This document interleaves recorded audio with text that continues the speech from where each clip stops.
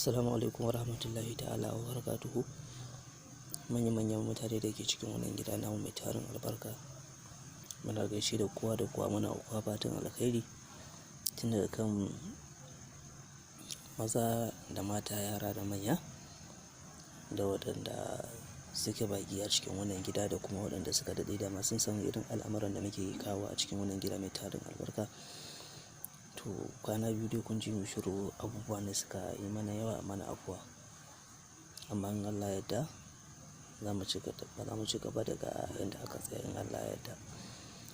Duba da irin kiraye-kiraye da jama'a suke yi akan ɓangaren sihiri, karya sihiri, ɓata sihiri da sauransu, to shi sa muka ga ya dace a ce mu kawo muku irin wannan sirrin wanda zai taimaka muku a ɓangaren lalata sihiri da ko tsohon sihiri da sauransu, yadda in an yi wa mutum sihiri an toshe al'amuransa kwata-kwata, ko ina ya yi zafi. Ko macen da take a gida waɗanda aka mata sihiri, ba mijin aure, yau wahala, gobe wahala, jibi wahala. Ko namijin da mutum mai nasibi na samu, to amma sai ya zamanto cewa hanyoyi sun toshe, ko da yaushe ɓacin rai da sauransu. Ko ɗan kasuwar da aka shiga cikin al'amuransa, aka toshe masa al'amuransa, aka ɓata masa, aka rufe masa taurarinsa da sauransu. Saboda akwai mutane waɗanda su aikinsu irin waɗannan abubuwan ne. Idan mutum sun ga yana samu, to sai a ba a tattoshe masa al'amura, ya zamanto cewa ko da yaushe a cikin ɓacin rai, ba samu da sauransu. Ko budurwa waɗanda take zaune a gida, ba mijin aure, an mata jifa, an mata binne-binne. Ko mutum wanda yake karatu, ya zamanto cewa an ga yana da basira, to an shiga an fita an tattoshe masa al'amuransa na samu. Ko ɗan kasuwa wanda aka toshe masa al'amuransa, ko da yaushe an buga amma shiru, an yi wancan to shiru. To shi ne ya dace a ce mu kawo muku wannan lagani ɓata sihiri kowane iri ne, Allah ya yarda.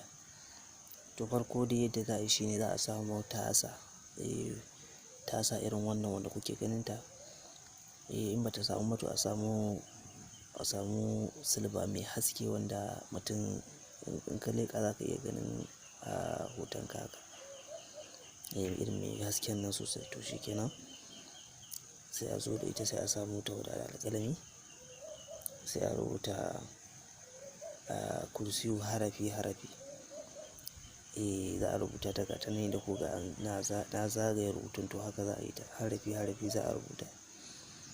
Yawan aka rubuta harafi sannan sai akwai hatimi. Wani hatimi shi kuma sai a rubuta shi gashi nan kamar yadda kuka shi haka, a ƙasa shi kuma sai a rubuta shi.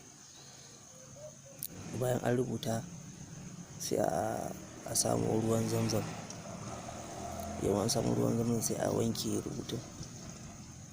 Bayan an wanke, to shi wanda zai sha ɗin, wanda aka masa wannan aikin kenan, sai zo shi ya zauna. Idan ya zauna, shi kenan sai ya zo, sai ya wanke da ruwan zamzam ɗin nan, sai ya daga, sai ya niyya, ce ya Allah, wannan abu da aka mun a jikina, ko a ruwa aka binne, ko a ruwa aka je aka sa, ko a sama aka ɗaure, ko tona rami aka yi aka binne, ko ƙonawa aka yi ya ba hayaƙi, kai ka san irin niyyar da za ka yi dai.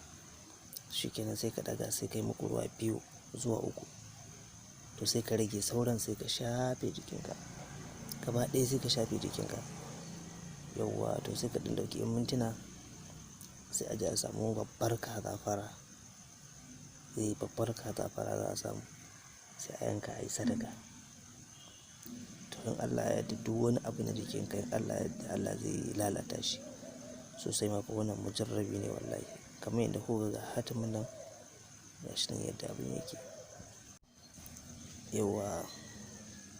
Bayan an rubuta wani harafi idan za a rubuta bihi sihir, inna Allaha sayubtilu, inna Allaha la yuslihu amalal mufsidin. Shi ma za a rubuta shi, amma shi ba harafi bane, ba za a rubuta shi ne yadda yake. To muna godiya sosai, Allah ya bada sa'a. Masha Allah.